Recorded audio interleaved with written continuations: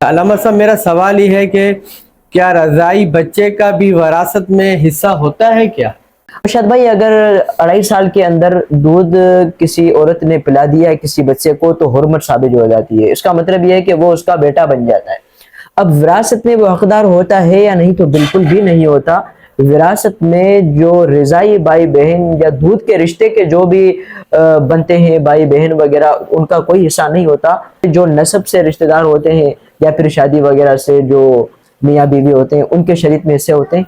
इन रिश्तेदारों के रिजाई भाई बहन वगैरह बच्चों के कोई विरासत में हिस्से नहीं होते। दूध चाहे एक दिन पिलाए, जी, चाहे चाहे 6 महीना बिल्कुल पिलाए। बिल्कुल, चाहे एक दिन पिलाए चाहे 2 दिन, उससे हुर्मत साबित हो जाती है, वो उसकी माँ बन जाती है।